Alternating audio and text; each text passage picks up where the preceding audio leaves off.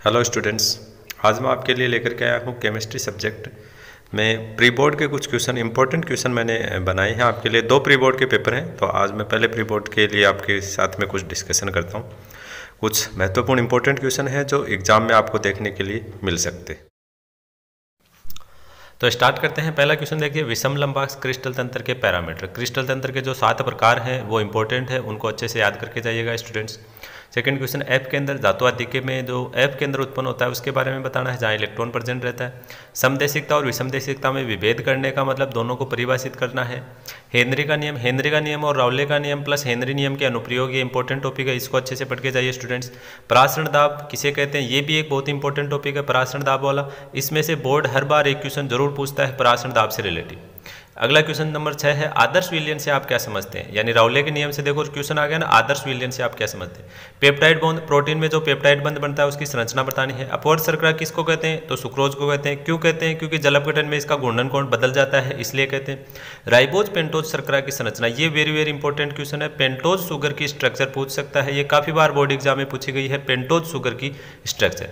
आगे बढ़ते हैं क्वेश्चन नंबर 10, खाद्य परिरक्षक से आप क्या समझते हैं। खाद्य पदार्थों को लंबे समय तक खराब होने से बचाते हैं वो केमिकल खाद्य परिरक्षक कहलाते हैं। आगे देखिएगा अगला क्वेश्चन, ब्यूना एस बहुलक की एकलकी का। बहुलक वाले चैप्टर में देखो ऐसे क्वेश्चन आएंगे, क्वेश्चन नंबर 12, 14 और 15 देखिए। ब्यूना एस बहुलक की एकलक इकाई, जो 2 एकलक इकाइयाँ होते हैं दोनों के नाम और स्ट्रक्चर। नाइलॉन 66 बहुलक है, उसकी एकलक इकाइयों के केवल नाम देना है। 2 एकलक इकाइयाँ होती है, दोनों के नाम देना है, एडीपी अम्ल और हेक्सामेथिलीन डाइअमीन। और डेक्रोन बहुलक के 2 उपयोग बताने। बीच में देखो 13 का क्वेश्चन, खाद्य पदार्थों में रसायन या केमिकल क्यों मिलाते हैं, तो इसके बहुत सारे कारण होते हैं। आपको कोई भी 2 कारण बताने कि उनके पौष्टिक गुणों को बढ़ाने के लिए, उनमें जो परिरक्षण का गुण है वो पैदा करने के लिए, इस तरह से बहुत सारे कारण। अगला देखिए सेक्शन बी में क्वेश्चन नंबर 16, डेनियल सेल का निरूपण। बहुत इंपॉर्टेंट क्वेश्चन है, डेनियल सेल में से एक क्वेश्चन आने के पूरे चांस है। डेनियल सेल का निरूपण लिखना आपको, यहाँ पर केवल रिएक्शन वगैरह कुछ भी पूछ सकता है। ईंधन सेल की अभिक्रिया लिखिए। ईंधन सेल की कोई भी रिएक्शन लिखनी है आपको, ईंधन सेल में ध्यान रखिए, अगर इस प्रकार से क्वेश्चन पूछा जाए तो आप हाइड्रोजन की रिएक्शन ही लिखेंगे, अदर कोई दाह्य पदार्थ लेकर के उसकी रिएक्शन नहीं लिखेंगे। क्वेश्चन नंबर 17 का क्वेश्चन ये देखिए, इस प्रकार का क्वेश्चन अगर आता है तो बहुत ही बढ़िया क्वेश्चन है, इसको आप इजीली आराम से कर सकते हैं। कोलराउस के नियम के आधार पर है, जिसमें 3 विद्युत अपकट्टियों में से 2 की मोलर चालकताओं को जोड़ना है और तीसरे विद्युत अपकट्टे की मोलर चालकता को घटाना है। अगला क्वेश्चन देखिए, क्वेश्चन नंबर 18, कार्बन 14 रेडियोएक्टिव का अर्धायुकाल दिया हुआ है और 90% अपघटन में कितना टाइम लगेगा, ये आपको बताना है। ये देखिए बहुत ही इंपॉर्टेंट, वेरी इंपॉर्टेंट है। प्रथम कोटि अभिक्रिया का एक न्यूमेरिकल जरूर 100% एग्जाम में आएगा। इसमें देखो आपको कैसे हल करना है। पहले आपके लिए टी हाफ की सहायता से आप के की वैल्यू निकाल लेंगे और के की वैल्यू निकाल करके फिर 90% अपघटन का जो समय है वो आप कैलकुलेट करेंगे। अगले क्वेश्चन में प्रथम कोटि और 3/2 कोटि के लिए वेग नियतांक का मात्रक बताना है, इजीली निकाल सकते हैं। प्रथम कोटि का आपको याद भी रखना है, सेकंड इनवर्स होता है। बेसेमर परिवर्तक से जो कॉपर प्राप्त होता है उसको फपोलेदार क्यों कहते हैं, इसलिए कहते हैं क्योंकि उसकी स्किन जो होती है वो फपोलेदार होती है SO2 गैस निकलने के कारण। मोंड प्रक्रम की अभिक्रिया लिखनी है, बहुत ही बढ़िया क्वेश्चन है। निकिल शोधन की जो अभिक्रियाएं हैं मोंड प्रक्रम वो लिखनी है। सहजैव का नियम बताना है कि डबल बॉन्डेड कार्बन पर जितने ज्यादा प्रतिस्थापी होंगे एल्किन का स्थायित्व उतना ही ज्यादा होगा, और ये यहाँ पर गलत छप गया। C2H5Cl की बीटा विलोपन अभिक्रिया लिखनी है, जिससे एथीन का निर्माण होगा। क्वेश्चन नंबर 22, ये बहुत ज्यादा इंपॉर्टेंट है, SN1 अभिक्रिया का क्रम लिखना है यहाँ पर, बहुत वेरी इंपॉर्टेंट SN1 अभिक्रिया। और बैम में ये छपा नहीं है, C2H5Cl है, ये खाली स्थान में आप कर लेना और उसके बाद में ये क्वेश्चन आप इजीली कर सकते हैं। चलिए आगे बढ़ते हैं। तो अगला क्वेश्चन देखिएगा, जिंक संक्रमण तत्व है कैसे। बहुत ही बढ़िया क्वेश्चन है। संक्रमण तत्वों में से भी एक क्वेश्चन आने के पूरे चांस है। जिंक संक्रमण तत्व नहीं है, यहाँ पर गलत छप गया, नहीं है। क्यों नहीं है, क्योंकि इसका जिंक और Zn+2 हमेशा डिकक्षक पूर्ण होता है। एफ ब्लॉक तत्वों को दुर्लभ मृदा धातुएं क्यों कहा जाता है, ये पहले भी एक बार बोर्ड एग्जाम में आ चुका है, क्योंकि यह मृदा में बहुत ही कम रेयर कंडीशन में पाई जाती है। संक्रमण तत्व अंतराकाशी यौगिक क्यों बनाते हैं, ये भी इंपॉर्टेंट क्वेश्चन है, क्योंकि छोटे आकार के जो परमाणु होते हैं वो डी ब्लॉक या संक्रमण तत्वों में व्यवस्थित होकर के अंतराकाशी स्थलों में व्यवस्थित होकर के अंतराकाशी यौगिक बना लेते हैं।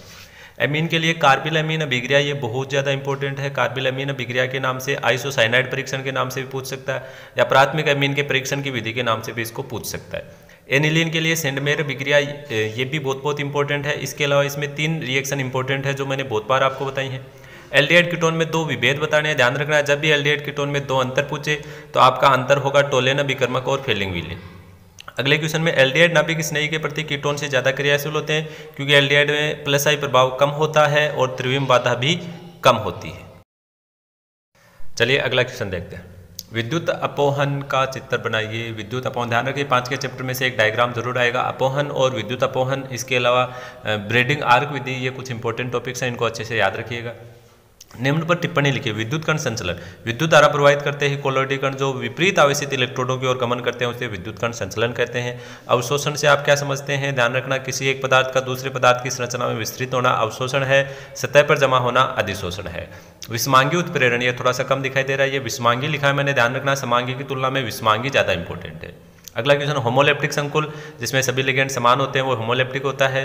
फिर CONH3 में संकुल में संकरण कौन सा होगा? तो इसमें आप संकरण निकाल करके बताएंगे अगर ऐसा क्वेश्चन आता है तो। इसमें D2sp3 संकरण होगा। फिर अगले के बैंगनी कलर की व्याख्या, तो ये भी आप CFT के द्वारा कलर का क्वेश्चन पूछ रहा है, इसका मतलब आपको CFT से करना है। संकरण पूछ रहा है यानी VBT से करना है। फिर CH3CH2OH के निर्जलन की क्रियाविधि, ध्यान रखिए एल्कोहल के निर्जलन की क्रियाविधि, ये बहुत ज़्यादा इंपॉर्टेंट है। निर्जलन पूछा है तो आप 443 केल्विन पर संपूर्ण निर्जलन की विक्रिया इसमें लिखनी है आपको और उसकी क्रियाविधि बताएंगे। फिर अगले क्वेश्चन में देखो, इनमें से आपको कोई सा एक परिवर्तन बताना। RMGX से द्वितीयक एल्कोहल आराम से बना सकते हैं। फिनोल से एस्पिरिन निर्माण की विक्रिया, ये भी आप इजीली लिख सकते हैं। अगला और लास्ट क्वेश्चन देखिए, XE, ये ऊपर थोड़ा सा देखो कट है, मैं बोल देता हूँ। XeO2F2 की स्ट्रक्चर बनानी है तो ध्यान रखिए 7 के चैप्टर में से एक संरचना जरूर पूछी जाएगी या अथवा में पूछी हुई है। XeOF4 की स्ट्रक्चर बनाइए।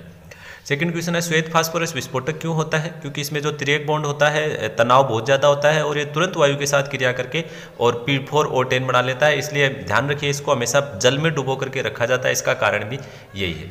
फिर दोनों विक्रियाओं को पूरा कीजिए। देखिए पहली इजी रिएक्शन है सोडियम एजाइड वाली, ये एग्जाम में आ भी चुकी है पहले भी, सोडियम और नाइट्रोजन गैस बनेगी। सेकंड जो रिएक्शन है उसको आप अच्छे से ध्यान रखना, SO2 गैस अपचायक होता है तो Fe+3 का +2 में अपचयन करेगा और स्वयं सल्फेट में ऑक्सीकृत होगा। अगला क्वेश्चन, PCl5 के सभी बॉन्ड सेम क्यों नहीं होते हैं? क्योंकि जो पिरामिड वाले दोनों बॉन्ड होते हैं उनका कोण कम होने के कारण 90 डिग्री, तो वो ज़्यादा लंबे होते हैं। नाइट्रोजन की आयनन ऊर्जा अधिक होती है ऑक्सीजन से, क्योंकि नाइट्रोजन का जो इलेक्ट्रॉनिक विन्यास है वो अर्धपूरित स्थायी विन्यास होता है। या फिर लास्ट के क्वेश्चन में P4 की NaOH और H2O के साथ अक्रिय वातावरण में विक्रिया कराते हैं जिसमें फास्फीन PH3 गैस का निर्माण होता है।